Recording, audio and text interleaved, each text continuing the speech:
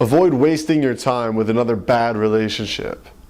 Learn how to make a relationship powerful with these quick tips.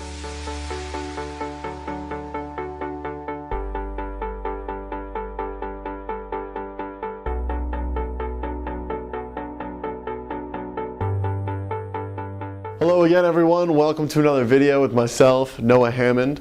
Today we're going to be talking about how to make a relationship powerful. And I'm really excited to share this information with you because these quick tips are pretty easy to implement, very easy to understand. And if everybody had these inside their relationship, these understandings and these structures, there'd be a whole lot more love out in the world. So I hope that these tips resonate with you, and I hope you enjoy them, and I hope that you take them and implement them into your own relationships. So this is all about how to make a relationship powerful, as in how to step into a new relationship inside your power, as well as how to set up that relationship for success. So the first thing you have to know, tip number one, is that when you're first cultivating a new relationship, you need to make sure to maintain your relationship with self. You cannot get lost in your new exciting love, even though it's very easy to do. This is a common problem, and what happens is we really give too much of ourselves and lose our identity and lose the person that our potential love or longtime partner was initially interested in. So a lot of people, when they enter into a relationship, they're doing all these great things in their life, and they stop caring so much about all of them so that they can fully commit to the relationship. But that is really shooting yourself in the foot, and it puts an unnecessary amount of pressure on your new relationship, your new partner, and it just overall is a toxic behavior, and a very commonly toxic behavior. So the first tip, number one, is to maintain your relationship with yourself. Keep developing yourself, keep your interests at heart, keep moving forward in your life, and enjoy sharing that and your mutual growth with your partner. So that brings me to tip number two, which is that you want to co-create your intentions inside of the relationship. Now, this is how two powerful individuals come together to create something even greater than their own individual lives, is by maintaining their relationship with themselves, but then co-creating something together that is on a whole nother level. And the way you do that is simply by having a conversation. What is my intention for entering into this relationship? How do I want to positively impact your life? And how would I like to see you positively impact my life? Relationships are not just about getting the snuggles that we want, or having someone to help us with our chores, and just having someone to help us through our problems. It's about having a real stand for you in the world outside of yourself. It's for having another person who stands for your greatness, who aligns with your vision of your potential future and everything that you want to achieve in your own life, and you are that for that person as well.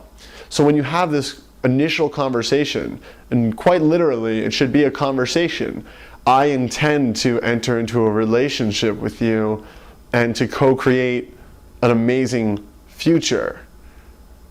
And then you set up what that looks like. How can we support each other, right? So once you do that, and again, by maintaining your relationship with yourself, you're clear on what it is that you want. You're clear on where your path is going. You're clear on how this person can support you. And that all comes from your relationship with yourself being developed first. Now you're co-creating together, you're coming together with these clear personal intentions to say, this is how we can support each other for even greater success. Then that brings tip number three, which is now that you've entered into your relationship, you need to learn how the other person receives love. So there's a book called The 5 Languages of Love, or The 5 Love Languages. I'm not sure of the title, but it breaks it down in a very simple way to understand. there's essentially 5 different ways that people receive love inside a relationship. And everybody's different, and most people have one primary way and then a really secondary important way as well. So the 5 ways, just to list them off real quick for you, is acts of service, having things done for you, physical touch, the physical intimacy, quality time, just spending time together, words of affirmation, getting affirmed that you're doing good things in the world, or that you're achieving what you want, or that you're just a great person, whatever it may be, and gifts, receiving and giving gifts. So those are the 5 ways that people receive love. And the 3rd tip that I have for you is that you need to understand and discuss and dialogue with your new relationship and find out what that is. What does that look like? How do they receive love? And you need to also communicate how you receive love. And in that way, you'll both be understanding how to cultivate a powerful relationship together. And now the last tip I want to share with you today is that you want to set up guidelines for communication. So this is the 4th tip, and really incredibly important to do. So I'll give you this advice just by sharing an example of how I do it in my own personal relationship. We have what we call clearing conversations. You see, large arguments tend to stem from lots and lots of little tiny things that go unexpressed, and they cultivate into this giant thing that comes out as like this huge argument, right? And that's how fights happen. But if you cultivate on communication inside your relationship where everything is 100% open and encouraged to be discussed, then those little tiny things don't build up, and you don't end up with resentment for your partner, and you don't end up in these large egoic arguments. So in my personal relationship, I have deemed it clearing conversations. And it's very important that you get the languaging that works for you, because when my partner and I have anything on our mind that we would like to share, anything that rubbed us the wrong way, even the slightest little bit, or anything that we feel like we just need to express, we say, I'd like to have a clearing conversation. Are you in a space for that?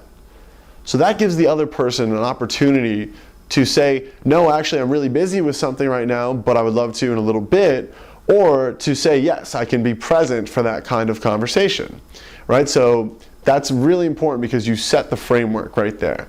The other thing that's important about the languaging is when we say we're having a clearing conversation, it is understood that it is all underneath this umbrella of these things are being brought up and discussed so that we can stay inside of love. We are removing the little smudges that would eventually, if unexpressed, end up coming into a giant argument. We are allowing them to be expressed and be communicated inside of this clearing conversation so that we can return to pure,